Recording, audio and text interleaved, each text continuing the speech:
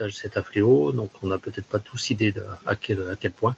Et on va le voir ce soir, mais je ne veux pas dévoiler le sujet, donc je vous laisse la parole, Madame Marie.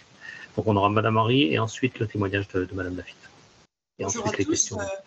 Je remercie particulièrement la PEP de me donner la parole ce soir, puisque le bizutage est un sujet qui revient dans l'actualité à chaque rentrée, et cette année comme les années précédentes.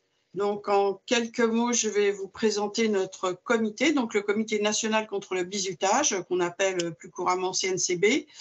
C'est une association de loi de 1901 qui regroupe des institutionnels, qui regroupe les 3 grandes fédérations de parents d'élèves, la PEP, la FCPE et les APEL, un syndicat étudiant, la FAGE, et puis des personnes qui, à différents titres, sont intéressées par le sujet, soit parce que leurs enfants ont vécu des bizutages parfois tragiques, ou parce qu'ils sont intéressés au sujet.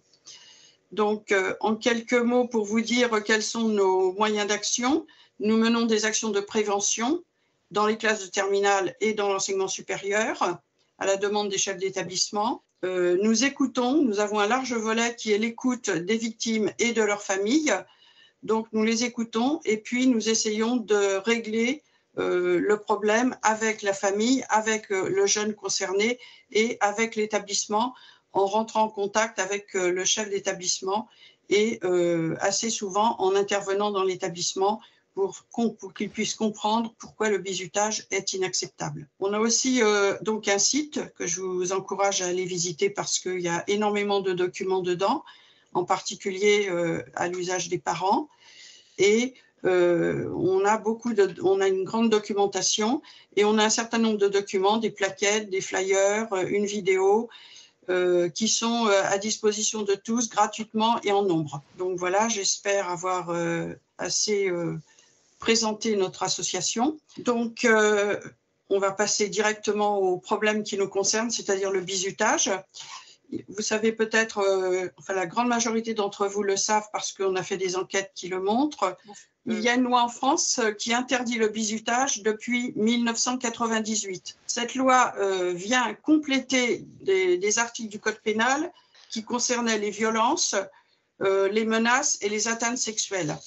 Donc, elle ne remplace pas d'autres lois, elle vient en plus. Cette loi, donc, elle est très complète et je pense qu'on va en parler tous ensemble parce qu'elle mérite vraiment d'être comprise.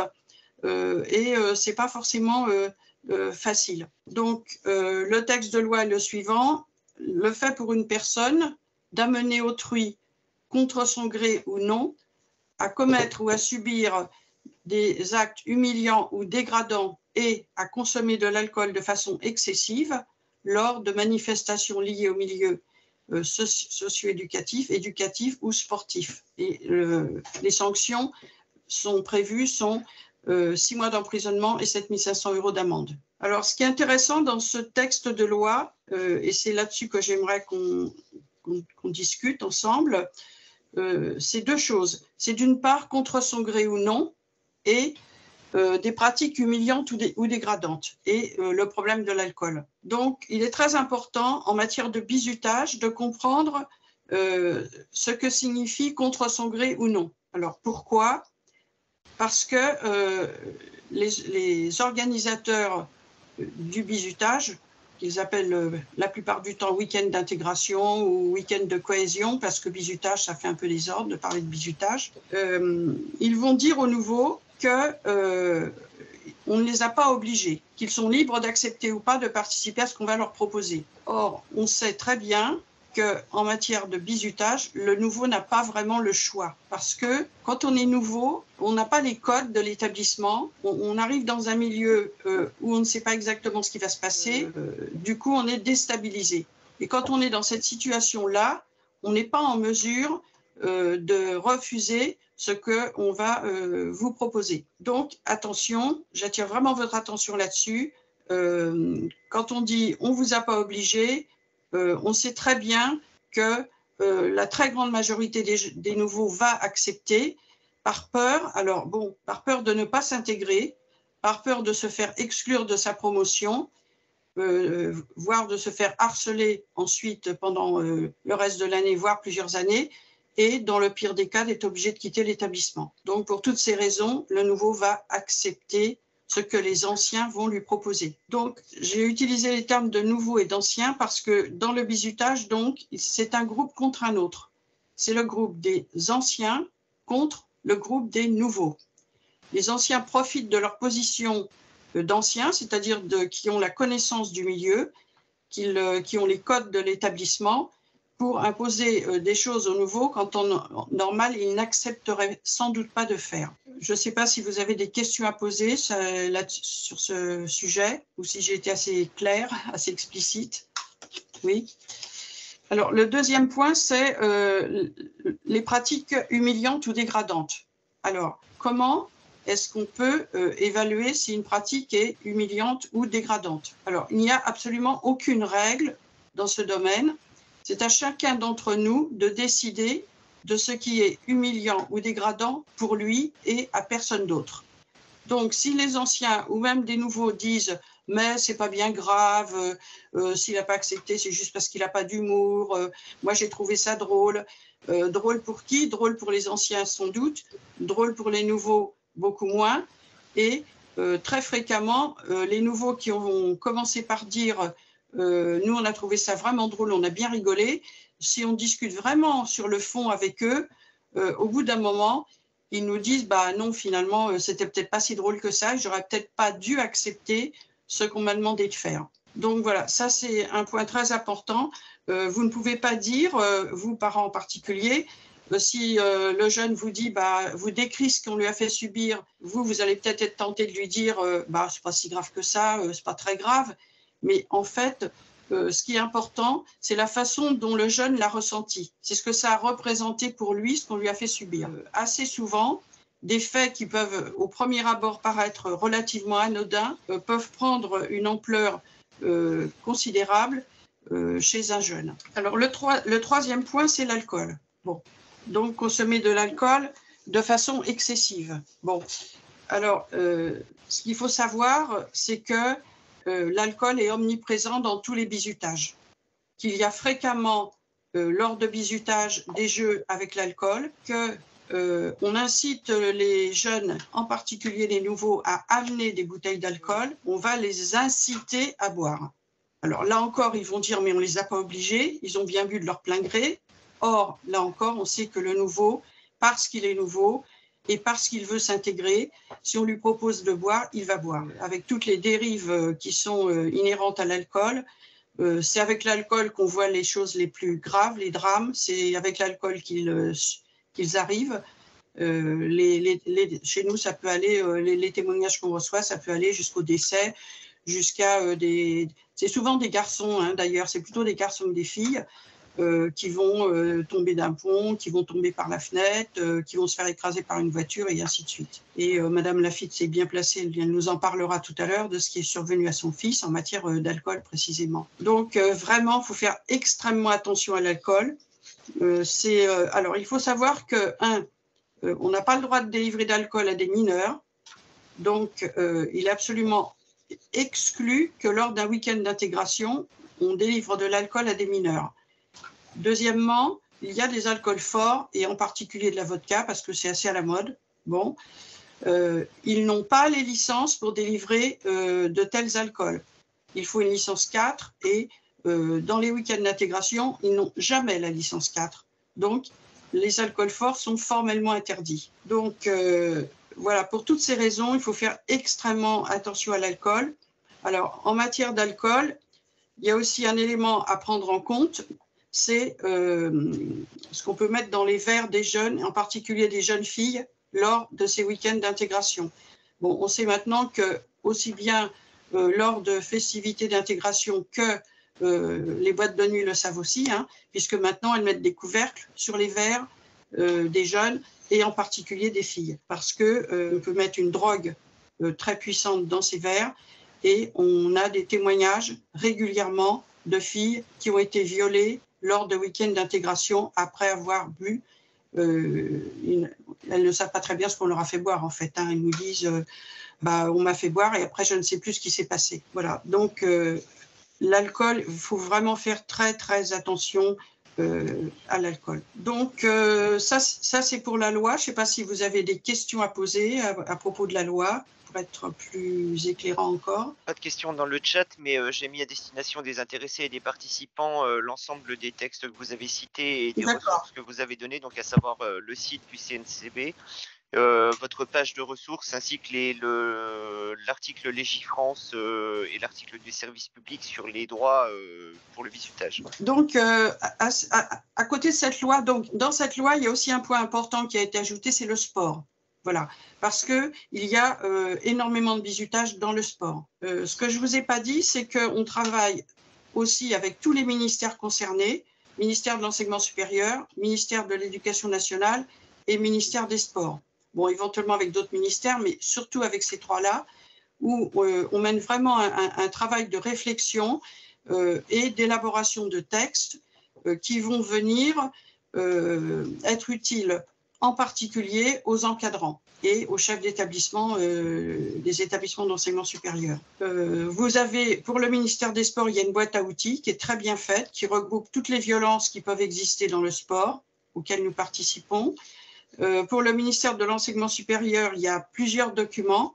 Il y a en particulier une charte qui doit être signée par les organisateurs des week-ends d'intégration. Il y a aussi un document qui s'appelle Guide d'organisation des soirées étudiantes et des événements festifs, dans lequel toutes les règles inhérentes à l'organisation des soirées étudiantes et des week-ends d'intégration figurent. Nous agissons en collaboration avec ces ministères en leur transmettant tous les cas de bizutage dont nous sommes saisis. Ils nous les laissent traiter parce qu'ils savent qu'on a l'habitude et l'expérience de traiter ces problèmes.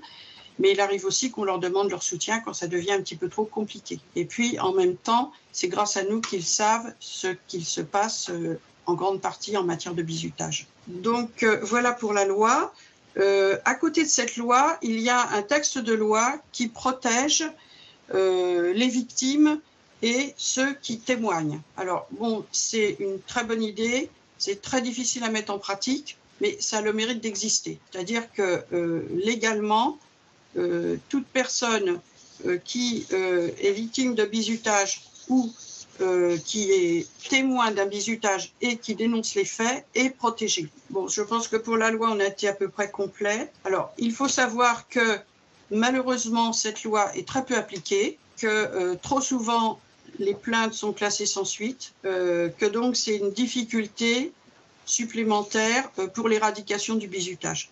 C'est-à-dire que nous, on n'encourage pas forcément les parents ou les jeunes à porter plainte. Bon, le jeune, s'il est majeur, c'est lui qui doit porter plainte.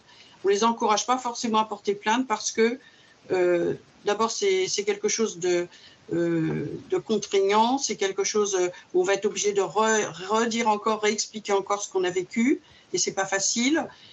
Et quand c'est pour obtenir à la fin un classement sans suite, c'est extrêmement décevant.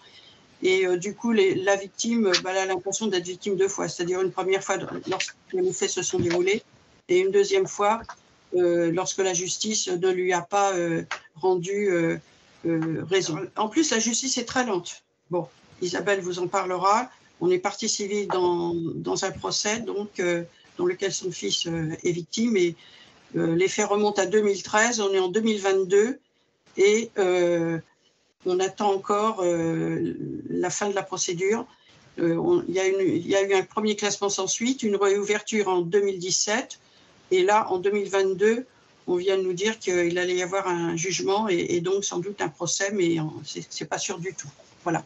Donc, c'est compliqué, c'est très décevant. Par contre, ce que nous demandons expressément aux établissements concernés, quand nous contactons lorsqu'il y a un problème, c'est de prendre des sanctions dans l'établissement. Parce que les sanctions, elles arrivent vite. Et comme elles arrivent vite, elles ont valeur d'exemple. Il y a plusieurs choses à faire du côté des établissements. C'est d'une part faire signer la charte aux organisateurs du week-end d'intégration ou de soirée étudiante qui est proposée par le ministère de l'Enseignement supérieur et de la Recherche. Deuxièmement, faire figurer au règlement intérieur de l'établissement l'interdiction du bizutage et les sanctions prévues, ce qui permet au chef d'établissement de faire un conseil de discipline. Le conseil de discipline, il a vraiment valeur d'exemple parce que lui, contrairement à la justice qui est très lente, il va intervenir très vite, va envoyer un signal fort à ceux qui seraient tentés de poursuivre le bizutage. Ce qu'il faut savoir, c'est que le chef d'établissement, il est responsable même si les faits se déroulent en dehors de l'établissement. Ça, c'est important à savoir parce que il arrive encore régulièrement que des chefs d'établissement nous disent bah, « moi, ça ne s'est pas passé chez moi » parce qu'évidemment, ils sont assez malins pour aller faire ça ailleurs, dans des campings, dans des centres de vacances, enfin voilà, parfois même à l'étranger, en se disant bah, comme ça, on va faire n'importe quoi et on ne sera pas pris. Donc, le chef d'établissement doit obligatoirement s'informer de ce qui est prévu en matière de week-end d'intégration ou de soirée d'intégration. Donc, il est responsable si il y a un bizutage lors de ces événements. Et il lui appartient aussi, s'il a connaissance des faits, de faire un signalement au procureur. C'est une obligation légale. Voilà, tout ça, c'est pour la loi. Donc. Dans les faits, ça vous arrive fréquemment d'avoir des chefs d'établissement qui sollicitent ou qui font un signalement avant que des élèves ne se plaignent, ou ça reste marginal? Ça reste très marginal. La plupart du temps, c'est nous qui les informons de ce qui s'est passé et c'est nous qui leur envoyons le témoignage. Alors, en sachant que nous respectons scrupuleusement l'anonymat s'il est souhaité. Donc, on ne communique jamais les coordonnées des personnes qui nous ont informés, que ce soit des parents ou des jeunes, sauf s'ils le souhaitent. On pose toujours la question, est-ce que vous souhaitez que votre nom apparaisse ou pas? Bon, la plupart du temps, ils nous disent non, on ne le souhaite pas. Donc, ça, on respecte scrupuleusement. Donc, on appelle le chef d'établissement, on discute avec lui, on explique, voilà ce qui s'est passé, etc., quand, avec le maximum de détails. Alors ça, c'est très important à dire aux parents et aux jeunes, c'est que pour être crédible et pour avoir le maximum de chances que le problème soit traité, il faut avoir le maximum d'éléments. C'est-à-dire, ça s'est passé où, à quelle heure, qui faisait quoi, quels sont les faits qui se sont déroulés. Il faut qu'on recueille le maximum d'éléments pour être aussi crédible auprès de l'établissement auquel on va s'adresser. Et puis, si le chef d'établissement veut faire un conseil de discipline, il faut qu'il ait des noms. Alors, il faut savoir que dénoncer un délit, c'est pas être une balance, parce que souvent, il va y avoir des pressions pour essayer de savoir qui a parlé, en disant que c'est honteux, que dénoncer comme ça ses petits copains, c'est être une balance, c'est inacceptable. Or, absolument pas. Dénoncer un délit, c'est un devoir de citoyen et c'est ce que chacun d'entre nous devrait faire lorsqu'il a connaissance d'un délit. La plupart du temps, c'est nous qui portons à la connaissance du chef d'établissement ce qui s'est passé et après, on voit avec lui comment on va pouvoir traiter le problème. Souvent, bon, on envoie des documents, des plaquettes en particulier, on leur demande de mettre des affiches et puis il arrive fréquemment qu'on se déplace et qu'on aille parler avec soit tous les jeunes d'une promotion, soit les organisateurs, les BDE ou les associations étudiantes, et parfois aussi des encadrants. Parce qu'on s'aperçoit que dans les encadrants, tout le monde n'est pas forcément hostile au bizutage. Voilà. Ce sont souvent des personnes qui ont eux-mêmes subi le bizutage et puis qui reproduisent tranquillement, sans se poser de questions, comme si c'était quelque chose d'absolument normal. Comme ils nous disent, c'est une tradition. Voilà, c'est comme si le bizutage était quelque chose de... C'est une tradition, donc on ne se pose pas de questions. On le reproduit sans se demander si c'est bien, si c'est mal, si ça va faire des dégâts ou pas. Dans le bizutage, en fait, la première chose à retenir, c'est que nous, on est favorable à l'accueil des nouveaux. On trouve que c'est bien. La différence fondamentale entre accueil et bizutage, c'est que dans le bizutage, c'est un groupe contre un autre. Le groupe des anciens contre le groupe des nouveaux. Alors, quand on dit groupe, ça peut être au sens large, c'est-à-dire ça peut être toute une promotion contre une autre promotion, ça peut être un groupe d'anciens contre un groupe de nouveaux, et ça peut être même, à la limite, un ancien contre un nouveau. Mais il y a toujours la notion de contre, c'est-à-dire ancien contre nouveau. Voilà, à la différence de l'accueil, et nous, souvent on leur dit, si vous voulez que ça ne soit pas du bizutage, faites tous ensemble, au lieu de faire les uns contre les autres. Par exemple, ils nous disent on va faire une action humanitaire. Alors, une action humanitaire, en soi, c'est forcément bien. Non, ce n'est pas forcément bien parce que quand on leur dit qui fait quoi, Alors, généralement, c'est les nouveaux qui font le ramassage. Bon, souvent, c'est nettoyer une rivière ou un bois, des choses comme ça.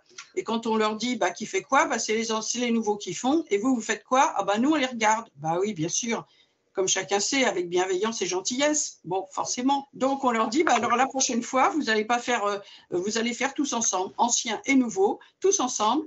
Vous allez ramasser les ordures au bord de la rivière, et comme ça sera plus du bizutage. Voilà. Donc ça, c'est une règle fondamentale en matière de bizutage. Pour donner des conseils aux parents, lorsqu'un week-end d'intégration est prévu, on a beaucoup de parents qui nous appellent pour nous dire voilà, il y a un week-end d'intégration qui est prévu, on est très inquiets, est-ce que vous pouvez nous éclairer un petit peu, nous dire ce qui peut se passer. Il y a des règles, il y a des points qui permettent déjà, on ne va pas forcément tout comprendre tout de suite, mais il y a quand même des éléments qui vont permettre d'avoir un doute sur le fait que ce soit un bizutage ou pas. Par exemple, dans les bizutages, le lieu est toujours tenu secret. Alors, ils nous disent c'est parce qu'on veut leur faire une bonne surprise. Sauf que ce n'est pas du tout une bonne surprise parce que on a des parents et des jeunes qui nous appellent en disant voilà, on a très peur. On nous dit qu'il va y avoir un week-end d'intégration. On ne sait pas où ça va se passer. On ne sait rien. Et du coup, on est très inquiet. Donc, déjà ça, le lieu tenu secret, c'est déjà source d'angoisse pour le jeune et pour sa famille.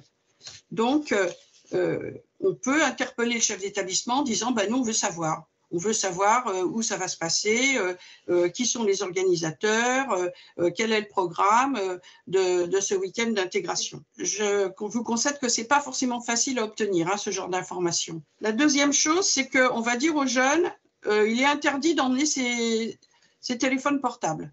Alors là, c'est formellement, nous demandons à tous les jeunes de conserver leur téléphone portable parce que c'est le seul moyen pour le jeune de rester en contact avec l'extérieur, éventuellement avec ses parents ou même avec la police, pourquoi pas, s'il se passe des choses graves.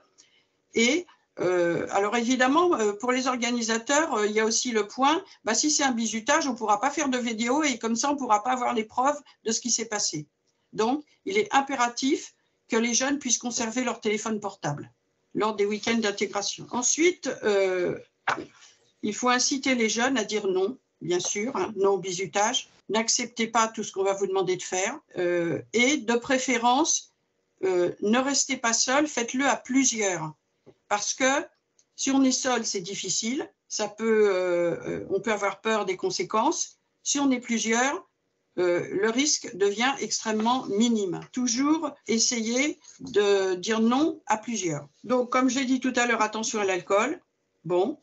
Il est impératif aussi que alors il y a des techniques qui permettent d'éviter que les jeunes boivent trop, des techniques qui ont été discutées d'ailleurs avec les syndicats étudiants en particulier. Donc, je rappelle qu'on ne peut pas délivrer d'alcool à des mineurs et qu'on peut très bien mettre des bracelets, par exemple, aux jeunes mineurs, mais pas seulement pour ne pas les stigmatiser, et à tous ceux qui décident qu'ils ne boiront pas au cours de la soirée. Voilà, donc tout cela, on sait, ils ont un bracelet, ils ne boiront pas d'alcool au cours de la soirée. On peut limiter aussi la consommation d'alcool, par exemple avec un système de tampons sur la main. On décide à l'avance qu'on autorisera un verre, 2 verres, 3 verres, ça c'est à décider ensemble. Et à chaque verre, on met un tampon sur la main, donc on est sûr que la frontière, la limite ne sera pas dépassée. Et puis, bon, je vous rappelle aussi le problème il existe maintenant des capotes, on appelle ça des capotes à mettre sur les verres pour éviter qu'on puisse mettre de la drogue, en particulier le GHB, dans les verres des filles. Mais ça peut être aussi des garçons, mais c'est surtout des filles. Nous, les cas de viol dont on a connaissance, c'est toujours des filles. Alors, comment est-ce que, avant que le week-end d'intégration ne se passe, on va pouvoir soupçonner que ce sera un bizutage? Alors, il faut être très attentif à un certain nombre de signes qui peuvent laisser entendre que ça pourrait bien être du bizutage. Par exemple, il est fréquent qu'on demande aux jeunes de remplir un questionnaire. Alors, évidemment, je ne vais pas vous détailler les questions qui sont posées, mais c'est du style alcool préféré, position préférée, voilà, bon, c'est des trucs comme ça. Donc ça, c'est déjà inacceptable et ça doit alerter les parents qui peuvent nous appeler pour nous dire, bon, ben voilà, on leur a déjà distribué un questionnaire, qu'est-ce que vous en pensez? Et nous, à ce moment-là, on peut intervenir avant que le bizutage ne se passe. On leur dit d'emmener des vêtements qui craignent rien. On leur demande aussi d'apporter de l'alcool, quelquefois, hein, carrément, apporter une bouteille d'alcool. Bon. Et puis, une dernière chose qu'on demande parfois, c'est de signer une décharge de responsabilité en cas d'accident. Alors ça n'existe pas, ça n'a absolument aucune valeur. Donc, il ne faut pas accepter de signer ce genre de document. Donc, je ne sais pas si j'ai été assez claire et assez complète sur les façons de ce qui peut se passer avant le week-end d'intégration. Oui, j'ai une question. Vous parlez de décharge de responsabilité à ne pas signer, parce qu'elle n'a pas de valeur légale, mais est-ce que s'il l'a signé, elle n'a pas de valeur? C'est pas grave.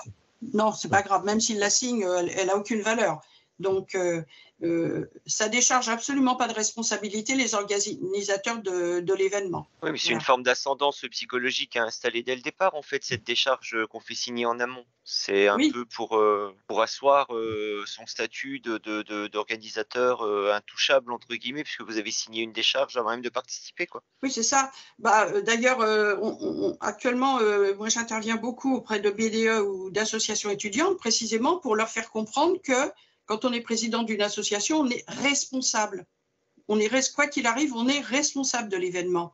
Et donc, on n'y va pas pour rigoler, pour s'amuser. Non, on y va pour encadrer l'événement, pour surveiller. Parce qu'il y a aussi un truc, c'est qu'ils nous disent « Ah oui, mais on a fait venir des vigiles, on a fait venir la Croix-Rouge, on a fait venir je ne sais pas trop qui. » Mais ces gens-là, ce n'est pas eux qui vont dire aux jeunes « Ça se fait, ça se fait pas. » C'est les encadrants de l'école, que ce soit des adultes, hein, il arrive que des chefs d'établissement ou des personnels aillent au week-end d'intégration, mais aussi aux jeunes qui ont organisé l'événement. Ils sont responsables. Bon, alors ça, c'est avant que l'événement ne se passe. C'est pas très facile, mais nous on regrette beaucoup qu'on ne soit pas plus interpellé en particulier par les parents avant que les événements ne se passent, parce qu'il arrive qu'on fasse interdire des week-ends d'intégration.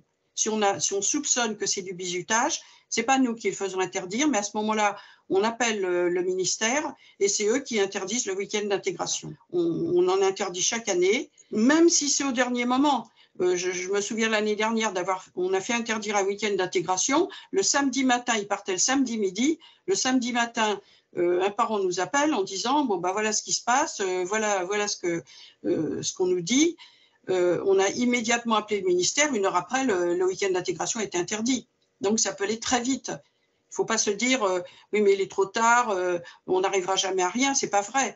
On peut faire les choses très, très vite. Donc, il ne faut pas hésiter, au moindre doute, à nous appeler tout de suite. Alors, maintenant, le week-end d'intégration a eu lieu. Alors, vous voulez que je passe la vidéo entre les deux? Ah bah si vous voulez, oui, pourquoi pas. Donc la vidéo en question va bien résumer ce qui peut se passer durant un week-end d'intégration, hein, Oui.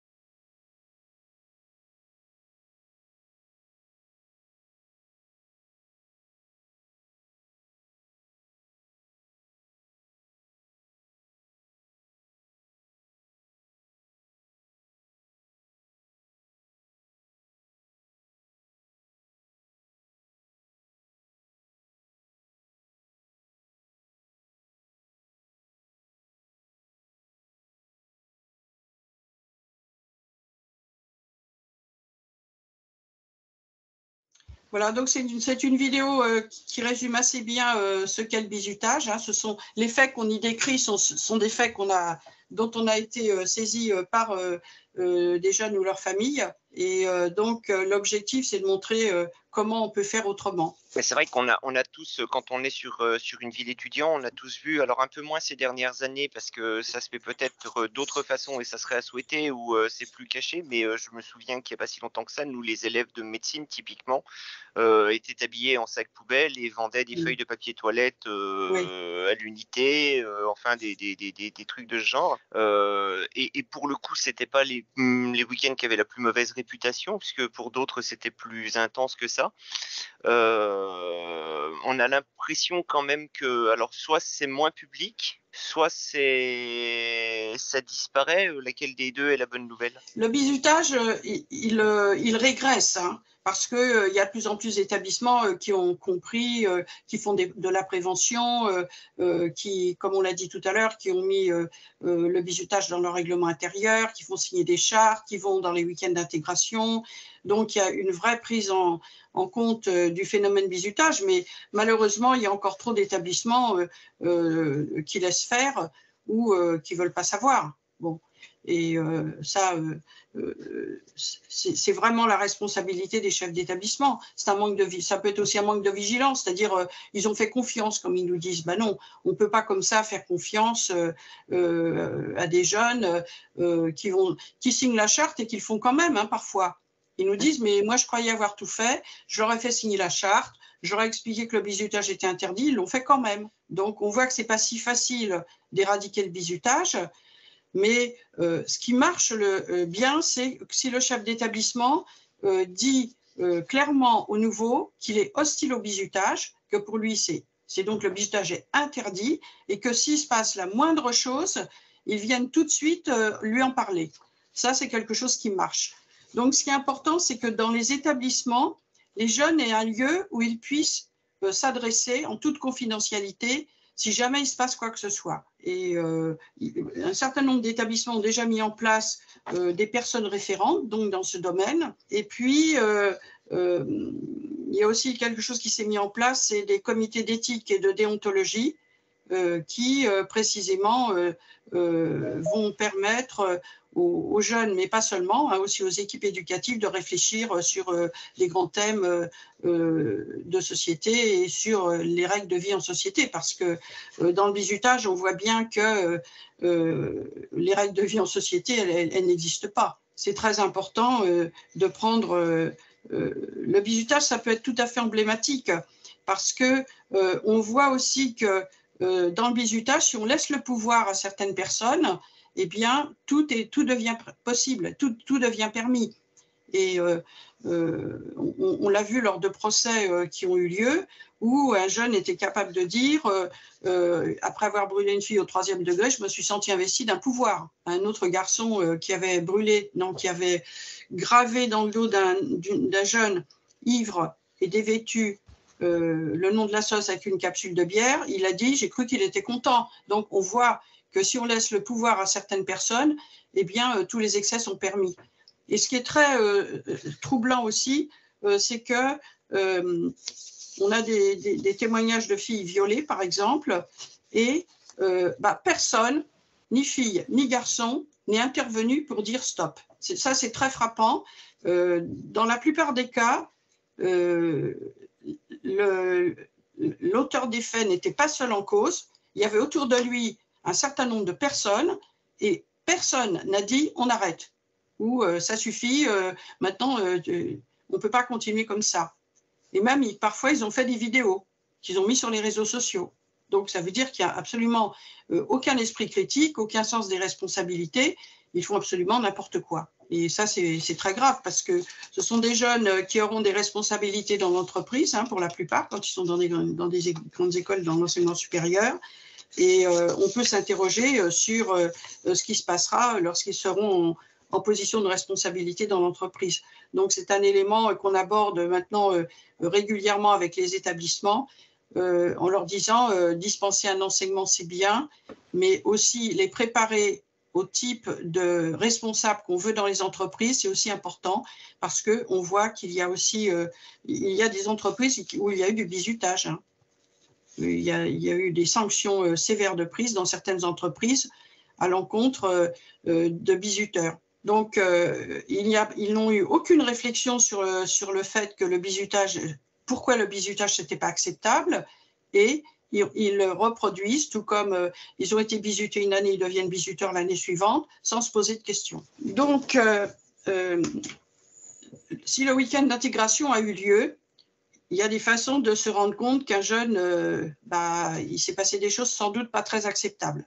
D'abord, la plupart du temps, ils reviennent épuisés.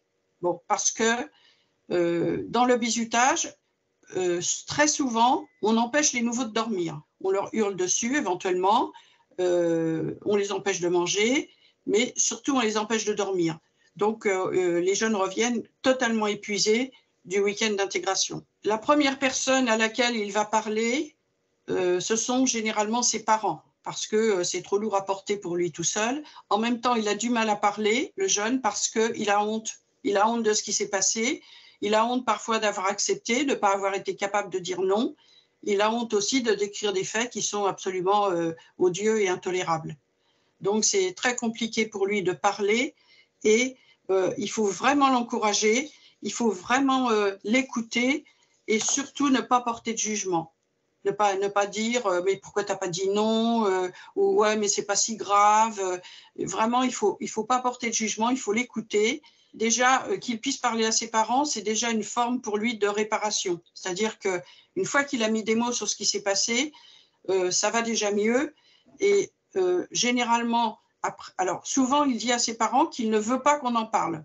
Voilà. Sauf que si on ne parle pas du bizutage, il va continuer. Hein. Faut être clair. Nous, c'est ce qu'on leur dit. Si vous ne voulez pas qu'on en parle, il faut accepter que le bizutage va continuer et qu'il y aura d'autres victimes. Donc, il faut absolument en parler en sachant que nous respecterons scrupuleusement l'anonymat. Voilà. Mais il faut dire les choses parce que nous, c'est très frustrant. Parfois, ils nous disent on ne veut absolument pas que vous interveniez, on a trop peur, etc. Et si on n'intervient pas, ça veut dire qu'on accepte que l'année d'après, ça recommence. Alors, ce qui est bien aussi dans ce cas-là, c'est de prendre contact avec d'autres parents, si on en connaît, parce que ce n'est pas toujours facile dans l'enseignement supérieur. Souvent, ils sont loin de leur famille. Si on peut le faire, c'est bien de le faire, d'essayer de trouver d'autres personnes qui sont dans la même situation. Essayez aussi de faire parler le jeune pour recueillir le maximum d'éléments, des témoignages. Éventuellement, il y a des parents qui arrivent à faire des captures d'écran ce sont tous ces éléments qui vont nous rendre le plus crédible possible et qui vont aussi permettre au chef d'établissement de convoquer un conseil de discipline. Après, on peut décider de porter plainte, bien sûr. Hein. Alors, il faut savoir que si on porte plainte, il faut avoir vraiment beaucoup d'éléments, c'est-à-dire être capable de dire le lieu, l'heure, les personnes en cause, les faits très précis qui se sont déroulés, pour avoir le maximum de chances que la plainte ne soit pas classée sans suite. Oui, attention aux internats, parce qu'il arrive fréquemment que le jeune parte en internat ou sur un campus, et souvent les faits les plus graves se déroulent, alors je parle surtout pour le milieu sportif, hein. Les faits les plus graves se déroulent généralement dans les internats. Donc, attention aux internats. Il faut bien avertir le jeune que c'est un lieu où il faut être extrêmement vigilant. En particulier pour l'alcool, bien sûr, pour les coups, parce que par exemple dans le sport, il y a une tradition, entre guillemets, hein, puisque c'est comme ça qu'ils l'appellent, et si c'est ça une tradition, nous, on est absolument hostile à ça, qui consiste à taper les nouveaux. Bon, d'accord. Et puis, c'est là aussi que se déroulent les actes à connotation sexuelle en direction des garçons comme des filles.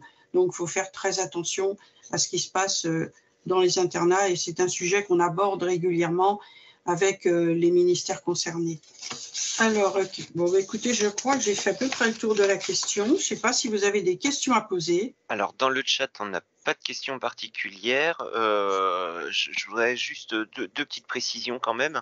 Oui. On parle beaucoup d'étudiants et ainsi de suite, mais le bizutage peut intervenir plus tôt, puisqu'on a des lycéens, notamment en internat, voire en collège dans certains cas, pour les élèves internes en collège, où on a des remontées qui sont un peu particulières et qui, là pour le coup, ne vont pas jusqu'à vous, mais donnent lieu à des conseils de discipline très rapidement. Parce qu'on est en collège et que les chefs d'établissement ont très peur que ça ne sorte sur la place publique et préfèrent sévir tout de suite. Et puis on a été confronté l'année dernière à un phénomène, alors qui n'était pas vraiment du bizutage, mais qui dans certains établissements a pu en relever, puisque on a eu un phénomène de collégiens qui a manifesté une hostilité contre une année de naissance, en fait, où les 2010 se sont vus pris à partie de façon assez lourde par leurs camarades, et ça a duré pendant plusieurs semaines, à tel point qu'il a fallu quand même que le ministère s'en saisisse pour intervenir sur le sujet. Ces mômes-là qui ont déjà connu ça au collège sont très inquiets pour la suite, parce qu'ils se disent que ça risque de leur revenir en pleine poire par la suite, au fur et à mesure de leur scolarité. Comment est-ce qu'on peut le travailler au long cours? Alors moi, j'entends deux choses dans ce que vous dites. Nous, on a des témoignages qui émanent d'internats, en particulier dans les sections sport-études des lycées. Parce que ce sont des jeunes qui, très tôt, dès la 6e, sont dans des structures bien particulières. Et donc, quand ça se passe au collège, c'est presque toujours dans des sections sport-études. Voilà.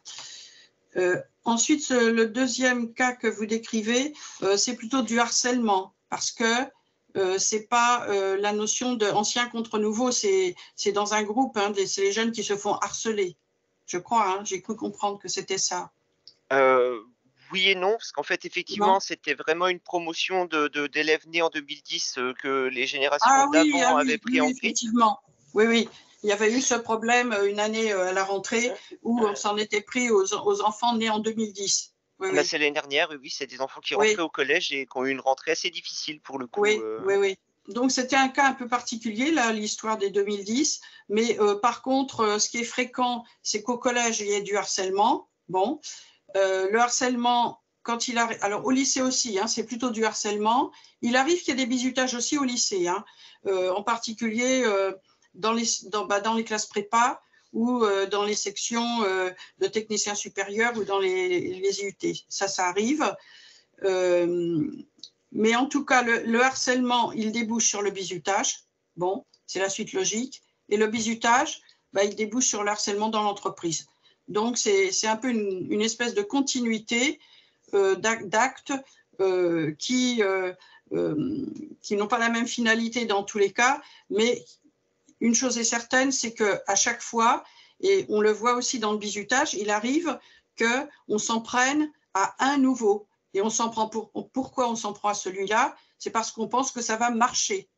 Et on le voit en particulier dans le sport, où il y a une espèce de tradition stupide qu'on est en train d'éradiquer avec le milieu sportif, qui consiste par exemple, qui a l'air d'être tout bête, tout pas bien grave. Mais ce qu'il faut savoir en matière de bizutage, c'est que le pas bien grave n'existe pas. Voilà. Tous les bizutages sont répréhensibles et il n'y a pas de gentil bizutage. Et donc, dans le sport, il y a quelque chose qui consiste à demander à un nouveau, toute l'année, à transporter les cartables des anciens ou à la cantine à transporter les brodos toute l'année. Comme par hasard, on ne va pas s'en prendre à ce jeune par hasard. Et il arrive fréquemment que quand on fait des interventions dans un établissement, il ne soit pas très difficile de cibler la personne, de détecter la personne qui a été ciblée pour ce genre de choses. On s'en prend à quelqu'un, en fait, on n'accepte pas la différence. Donc, on s'en prend à lui parce qu'il est plus petit, pas plus grand, ni plus fort, parce qu'évidemment, on prend un risque là, mais parce qu'il est plus jeune, plus petit, enfin, tout est bon. On sait que les jeunes acceptent assez mal les différences. Et donc, on va s'en prendre au-delà. Parfois, on va commencer par s'en prendre à tout un groupe. Après, on va s'en prendre plus spécifiquement à ceux où on pense que ça va mieux marcher que sur les autres. Voilà. Et il arrive, même dans des très grandes écoles, très prestigieuses, que des jeunes finissent par être victimes pendant plusieurs années de harcèlement. Ça a commencé par le bizutage Et puis, comme on a remarqué qu'ils étaient plus réceptifs et que ça marchait mieux avec eux, eh ben, on a continué. Et ça peut comme ça se poursuivre sur plusieurs années. J'ai une question sur un cas particulier, c'est pour la médecine. Donc, oui. Mon fils nous a demandé de l'argent pour, oui. soi-disant, acheter des livres. Et finalement, c'était pour un week-end d'intégration. Oui. Mais il nous l'a dit qu'après, donc on n'a pas pu intervenir. Même si dans les parents d'élèves, on essaie de faire attention. En fait, il y avait deux documents à signer que j'ai jamais vus. Il y avait un de confidentialité. Ça interdisait de répéter, de prendre des photos, etc. Donc je suppose qu'ils n'avaient pas de téléphone. Et un, effectivement, ils exonéraient de la responsabilité les organisateurs. Mais ils n'ont jamais su où ils étaient. Ils ont vu qu'ils étaient dans un autre endroit, mais ils n'ont jamais su où ils étaient, etc. Et il y a eu énormément d'alcool, mais c'est tout ce que j'ai su de la soirée. Et quel est ce document en fait de confidentialité? Est-ce qu'il a une valeur légale? C'est une première question. Aucune valeur légale, aucune. Il n'y a aucun document qu'on puisse vous faire signer avant un week-end d'intégration qui ait une quelconque valeur. Aucun. La seule chose qu'on puisse vous demander éventuellement, c'est arriver sur des problèmes de santé, par exemple. Un jeune qui aura un problème de santé ou un problème d'allergie grave ou des choses comme ça. Bon, ça peut arriver, mais c'est très rare. Mais dans la très grande majorité des cas, on leur fait signer tout et n'importe quoi. Et en imaginant que, d'abord, c'est aussi, comment dire, le jeune à qui on fait signer ça, ça l'impressionne. Vous voyez ce que je veux dire? C'est aussi une forme d'intimidation quelque part. Voilà. Et là, comme il fallait payer, en fait, comme il fallait payer, ils achetaient leur week-end. C'est comme si ils s'offraient un week-end à l'extérieur, mais sans savoir où. Ah bah ça aussi, c'est un vrai problème. Mais ça c'est aussi un vrai problème sur lequel ce sont des choses qu'on échange avec les ministères. Mais récemment, pas plus tard que la semaine dernière, on m'a cité un week-end d'intégration, on avait demandé 350 € aux parents. Non, je suis désolée, c'est pas acceptable. Bon, ça aussi c'est quelque chose qu'on essaie de leur faire prendre conscience, c'est qu'on n'est pas obligé de faire des choses extravagantes qui vont coûter une fortune aux parents, parce qu'il faut bien être clair, c'est les parents qui payent en général. Il y a quand même des façons d'accueillir les nouveaux sans que ce soit que ça ait des coûts aussi extravagants. C'est pas possible. Même chose, toujours la semaine dernière, ils avaient emmené toutes les promotions, 800 élèves. La fois d'avant, 1200. Je dis, mais c'est absolument incontrôlable. Comment vous voulez gérer ça? C'est impossible. Donc là aussi, c'est quelque chose dont on discute actuellement, c'est comment est-ce qu'on peut faire pour limiter tout ça, parce que ça n'a pas de sens. On comprend qu'après, tous les excès soient possibles. Alors le dernier point aussi, en particulier dans les internats, le point compliqué, ça on en discute avec les CREPS par exemple, les centres de formation des sportifs de haut niveau, c'est que ce sont des jeunes qui ne sont plus dans leur famille et que le seul lieu d'intimité, c'est la chambre. Sauf qu'ils vont être 2 ou 3 dans la chambre et que là, on ne sait pas ce qui va se passer. Alors bon, il y a des encadrants, en particulier des responsables des internats qui savent très bien faire avec beaucoup de tact, mais ce n'est pas si facile que ça. Voilà, on peut considérer que c'est un peu une intrusion dans l'espace privé des jeunes et que c'est le seul espace privé qu'ils aient. Donc, ce n'est pas très simple. Mais il faut vraiment mettre les jeunes en garde là-dessus aussi, sur ce qui se passe dans les internats. Mais comme vous le dites si bien, c'est compliqué parfois de faire parler ses enfants sur ce qui s'est passé. J'ai une autre question. Vous intervenez auprès des chefs d'établissement, des BDE, mais est-ce qu'il ne serait pas judicieux, ou peut-être vous le faites, pour les premières et les terminales, pour leur dire attention à ce qui vous attend après, si ça arrive? Alors, on a une plaquette qui est destinée aux élèves des classes de terminale et il arrive qu'on intervienne en terminale, mais ce n'est pas quelque chose qui est encore trop entré dans les mœurs. On intervient par exemple depuis plusieurs années. Alors bon, ça c'est bien au lycée Henri IV à Paris. Donc ça c'est bien parce que c'est un lieu où tous les jeunes qui sont là, ils vont intégrer des grandes écoles. Donc chaque année, depuis plusieurs années, on intervient auprès de toutes les classes de terminale. Bon, il y a d'autres lycées qui sont en projet. Donc, non, pour nous, c'est le meilleur moment, en fin de compte, c'est d'intervenir en terminale avant qu'ils arrivent dans l'enseignement supérieur, en sachant que même s'ils sont prévenus, et bon, j'ai des cas précis, personnels d'ailleurs, où des jeunes qui sont vraiment hostiles au bizutage, qui vraiment militent contre le bizutage, quand ça s'est passé, ils l'ont fait quand même. parce qu'ils ont eu peur de se faire… quand on entre en classe prépa ou quand on entre dans une grande école, je veux dire, c'est des lieux très exigeants, avec des contraintes très grandes, et on n'a pas envie de se faire virer. Vous voyez ce que je veux dire, quoi. Donc, oui, ou d'être mis au banc de la promo. On a tendance à accepter, du coup. Hein, c'est ce qu'a fait votre fils. Bon, il a accepté parce que, de toute façon, il s'est dit, si j'accepte pas, je crains de me faire exclure de ma promotion, ou même plus. Donc, tant pis, je vais dire oui, quoi. Ça, c'est un obstacle majeur à l'éradication du bizutage. Oui. J'ai une autre question, mais un peu plus tard. Il y a les week-ends d'intégration qu'on connaît quand ils arrivent, et il y a les week-ends de désintégration. Ah oui, ça peut, oui, mais tout peut arriver. Hein. Oui, c'est rare, hein, ça c'est très rare. Mais ça existe apparemment, c'est déjà organisé dès la première année. Ils savent qu'à la fin, il y a un week-end de désintégration. Alors, comme j'ai compris, c'est plus festif pour fêter le diplôme. Oui, parce qu'à la fin… organisé entre le… Oui, puis en médecine, à la fin de la première année, ils vont rentrer, si je ne me trompe pas, définitivement en médecine, hein, c'est ça? Oui. Et voilà. Et du coup, il y a une espèce de désintégration-intégration dans les études médicales, en quelque sorte. Oui, mais c'est à la 12e année. Donc, oui, sur la 2e année. Normalement, et plus… Oui. Mais bon, c'est vrai que médecine, c'est un lieu où on intervient relativement régulièrement, dirons-nous. Mais il faut savoir aussi qu'il y a des enseignants qui sont complices. Hein. Bon, malheureusement. On n'a jamais eu de témoignage d'un enseignant. Jamais. Bon, ça en dit long quand même. Hein. Bon, ils vont pas. Or, on a les témoignages, on sait que parfois, il y a des enseignants qui sont complices de ce qui se passe. Par exemple, il y a une phase dans le bizutage qui s'appelle la prise en main. C'est la première étape. Donc, c'est l'étape où on va leur faire remplir un questionnaire pourri, hein, avec des trucs à connotation sexuelle, etc. Mais ça peut être aussi un faux cours. Et le faux cours, parfois, il est organisé par un enseignant. Voilà. Donc, ça veut dire qu'il y a un enseignant qui est complice du bizutage. Alors, on va dire que le faux cours, ce n'est pas très grave, sauf que c'est la phase de prise en main, c'est là où le nouveau va se faire piéger, en quelque sorte, et où il va comprendre qu'il n'a pas le choix, qu'il va falloir que ce qu'on va lui demander de faire, il va être obligé de le faire. Puis disons que si on arrive à se dire que les élèves ont eu le bras suffisamment long pour organiser un faux cours, c'est que quelque part derrière, pour les gamins qui en sont victimes, c'est institutionnalisé. Exactement. Oui.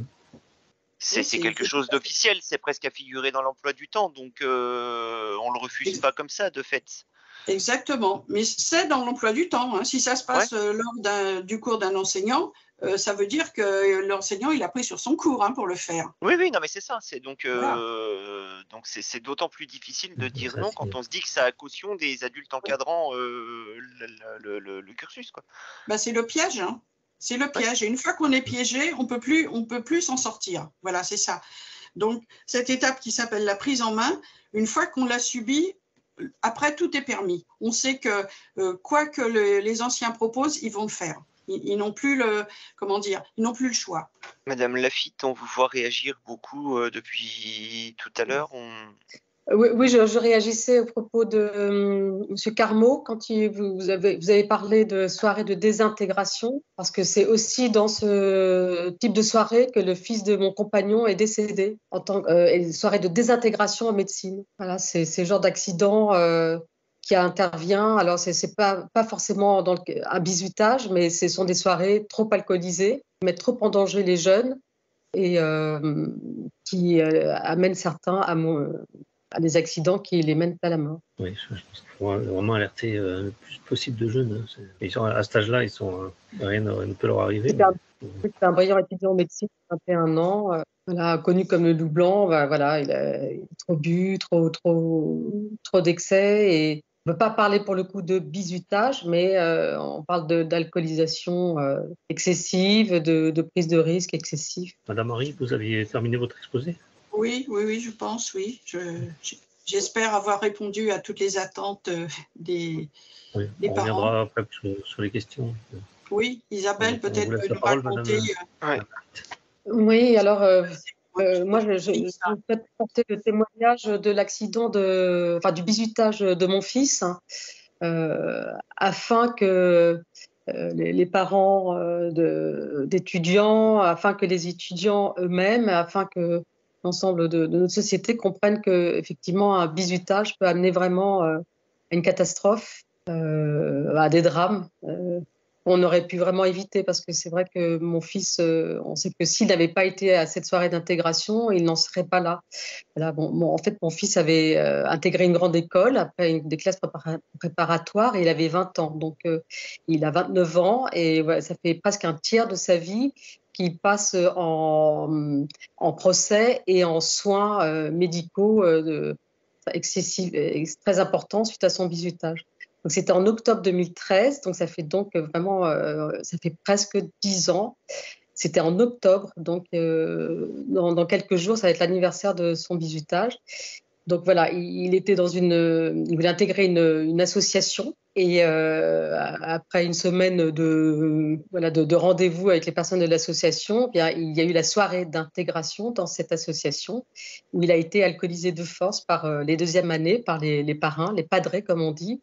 Donc il a été obligé, comme les autres bisus, à boire une bouteille de plastique d'eau minérale, mais vidée de son eau et remplie de vodka, mélange de vodka, whisky et pastis.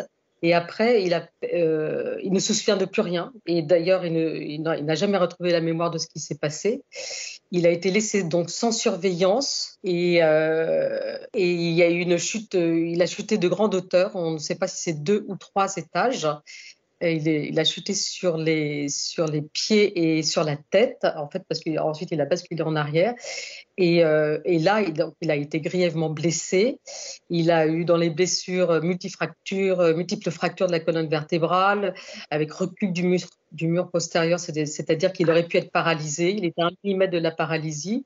Multiples fractures, écrasements du pied et de la jambe, traumatisme crânien, ça c'est ce qu'il y avait de plus bénin, fracture de la rate et perforation du côlon, hémorragie interne due à l'éclatement du côlon.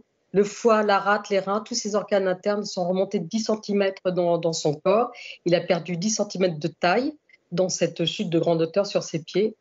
Et là, dans cette chute, il a crié, appelé. Personne ne l'a secouru. C'est-à-dire que les jeunes qui étaient dans la maison ont soi-disant rien entendu. Donc dans la maison qui abrite l'association dans laquelle il souhaitait être intégré. Voilà. Et personne n'est intervenu, personne n'a entendu, soi-disant. Et ce sont les voisins de la maison d'à côté qui ont, entre 23h30 et 3h du matin, à force d'entendre crier, se sont dit non mais c'est pas possible, il y a un blessé. Donc ils ont prévenu les jeunes de la maison en leur disant il y a un blessé dans votre jardin.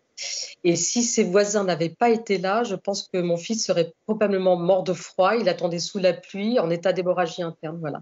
Donc il a été ensuite amené par les jeunes de la maison qui ont été prévenus dans une ambulance privée. C'est-à-dire que ces jeunes-là n'ont pas prévenu la police. Ils ont appelé une ambulance privée et qui a emmené donc mon fils dans un hôpital privé. Et la police que j'ai prévenue le lendemain du bizutage de mon fils m'a demandé pourquoi on n'a pas été prévenu. Je dis mais je n'en sais rien. Et en fait la police m'a bien expliqué que quand on n'appelle pas le SAMU, eh bien la police n'est jamais prévenue. Donc l'enquête n'a même pas pu démarrer à l'instant du bizutage, on peut pas dire ça, accident de mon fils. Donc mon fils a été admis en réanimation. Il a subi immédiatement 3 opérations de la colonne vertébrale et du pied, avec des greffes osseuses de donneur et sa propre greffe qu'on est allé chercher sur ses os. Il a passé 1 an d'hospitalisation et de rééducation, de convalescence, avant d'être réopéré à nouveau et du pied et de la colonne vertébrale. Et voilà. Et ces séquelles sont si lourdes que en fait, il ne peut pratiquement pas marcher correctement. Il a un taux d'invalidité à 35%. Ça a été donc décidé en expertise, mais ces blessures sont évolutives parce que en fait, tout son corps, de ses multiples fractures et ses reconstructions osseuses nécrosées, en fait, son corps se détracte, c'est-à-dire que la hanche, le genou, scoliose, le dos, en fait, tout se dévie et donc il a de l'arthrose partout. Alors, malgré cela, malgré toutes ces blessures, il a quand même repris ses études dans l'école où il a été, qui abrite cette association dans laquelle il voulait rentrer, où il a été bizuté. Et il a eu énormément de courage pour reprendre toutes ses études. Et beaucoup de courage parce qu'il a fait face en plus à l'ostracisme de tous les étudiants, enfin pas de tous, mais une grande partie des étudiants de cette école et des associations qui la composent. Pour vous dire à quel point il est ostracisé, et il y a un journal d'une association de cette école qui a même publié des textes comme toi, tu me dégoûtes, je te vois sautiller comme un lapin qui n'attend qu'un tir de carabine dans ta tête pour que tu t'arrêtes.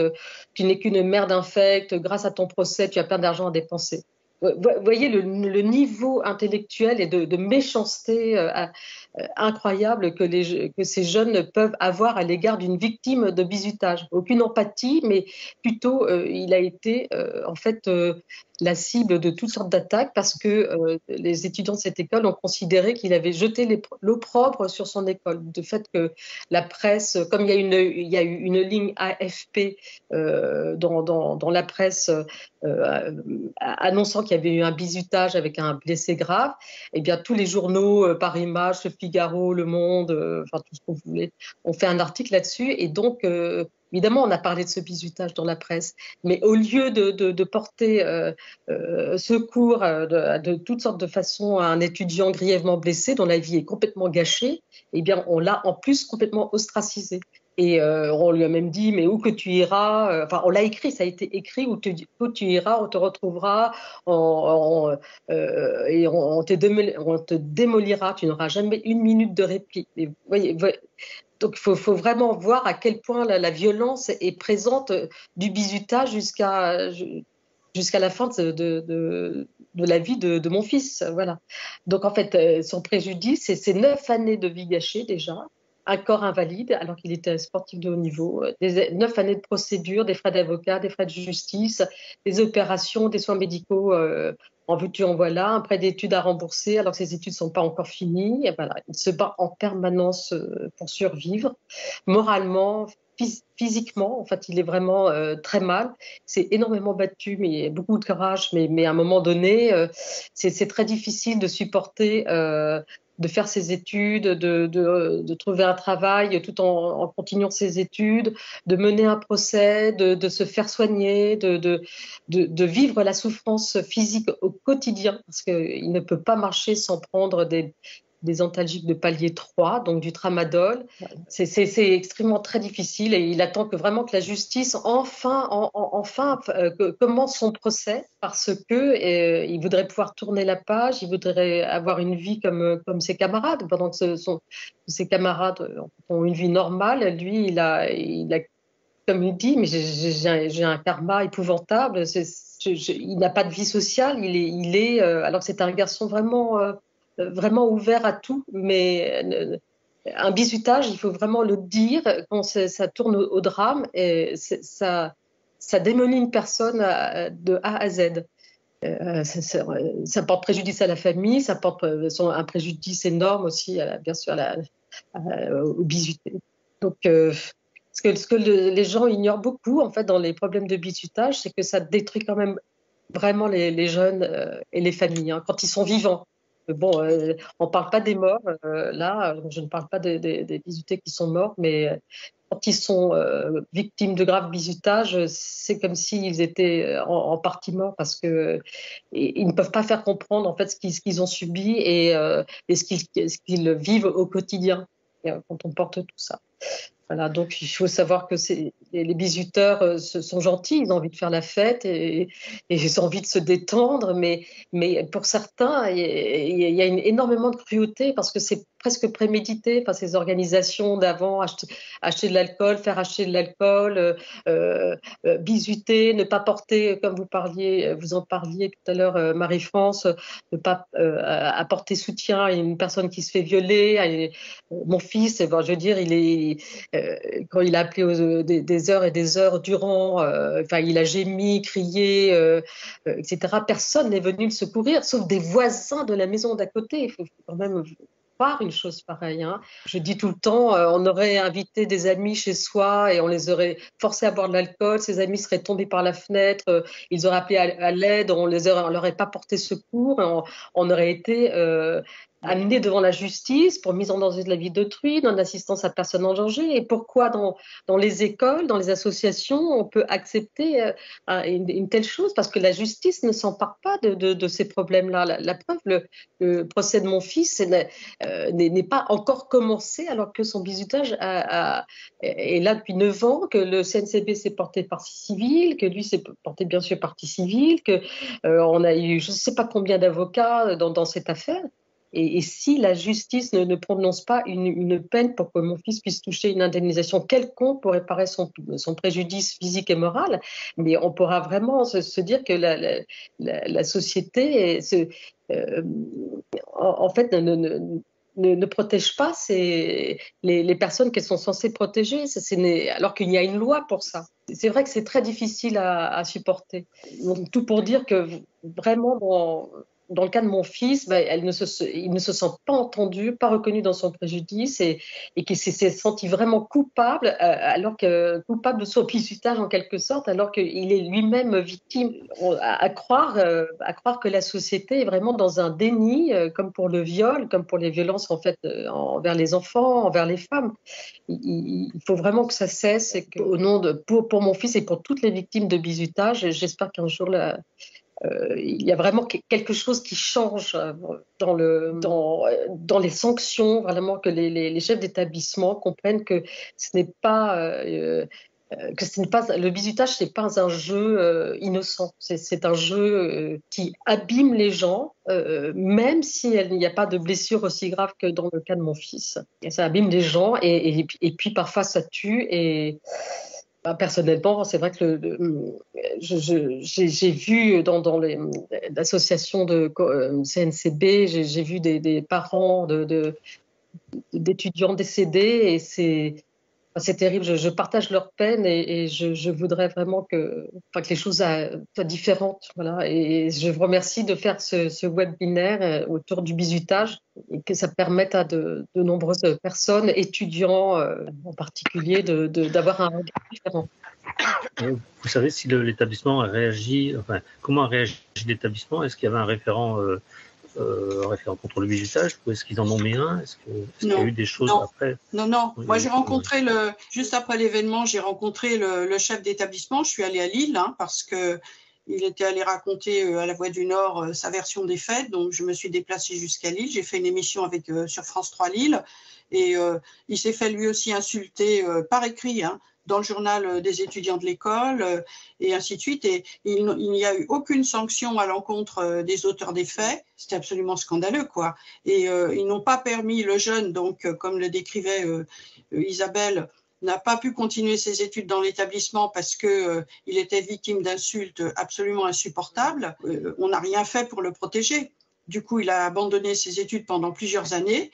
On lui a demandé de rembourser les frais d'études alors qu'il n'avait même pas fini les études et qu'il n'était pas diplômé. Et on a enfin obtenu l'année dernière, parce qu'on était en période de Covid et que les cours se passaient par visioconférence ou par Internet, on a enfin obtenu qu'il puisse terminer ses études dans l'établissement et donc avoir enfin un diplôme. Mais l'école n'a absolument rien fait en faveur de ce jeune, ni de sa famille, pour les aider ou même pas de s'excuser de ce qui s'était passé.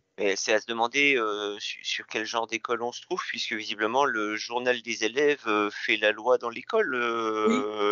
Dans n'importe quel établissement du supérieur, un journal des élèves qui viendrait à insulter le directeur de l'établissement, il a des responsables de la rédaction et les conseils de discipline sont là pour ça. Oui, exactement. Oui, non, mais... Sans parler de l'aspect pénal qui en France est d'une lenteur hors norme. Vous savez, c'est plus que de la lenteur en ce qui concerne cette affaire, parce que l'affaire date de 2013, donc les faits étaient avérés. Nous, on est partie civile dans ce procès, donc les faits sont avérés, les auteurs des faits ont avoué, tous les faits ont été documentés, donc il n'y a absolument aucune ambiguïté sur ce qui s'est passé. Et en 2017, le procureur classe sans suite avant de quitter l'île, comme par hasard. Bon. Et donc, on a demandé un complément d'enquête. Le dossier a été réouvert. On a appris cette semaine donc ça venait en jugement le 10 novembre et qu'à l'issue de ce jugement, donc croisons les doigts pour que ce ne soit pas encore une fois classé sans suite, il devrait y avoir un procès. Bon, et s'il n'y a pas procès, faudra aller en cassation et ça durera encore quelques années. Et pendant ce temps-là, le garçon n'a obtenu aucune réparation. C'est sa famille, toute sa famille qui se cotise pour payer les frais d'avocat.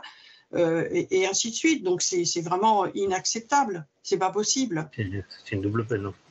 Ah oui, totalement. Voilà, une triple peine. Oui. Là, j'ai une petite question au niveau européen pour faire bouger un petit peu les choses, même s'il y a une loi française qui est plus ou moins appliquée, on va dire, ou moins que plus. Est-ce qu'il y a d'autres CNCB en Europe? Alors, pas vraiment. On a été contacté par l'Espagne parce qu'ils voulaient aussi faire une loi contre le bizutage. Et comme nous, je pense qu'on est le premier pays à avoir fait une loi contre le bizutage. Et donc, ils voulaient profiter de notre expérience pour savoir un petit peu comment faire leur loi. Il nous est arrivé d'intervenir en Belgique parce qu'on a eu pas mal de témoignages qui venaient de Belgique. Mais je pense que la France a été pionnière dans ce domaine avec la loi contre le bizutage. Mais bon, maintenant, il faudrait que la justice fasse le travail, quoi. Parce que tant qu'il n'y aura pas de sanctions exemplaires, ça continuera. Alors, je vais relayer une question de Jean-François dans le chat, parce que quand il vous entend parler, il se dit que son fils qui est en première n'ira pas à la fac, tout simplement. Voilà.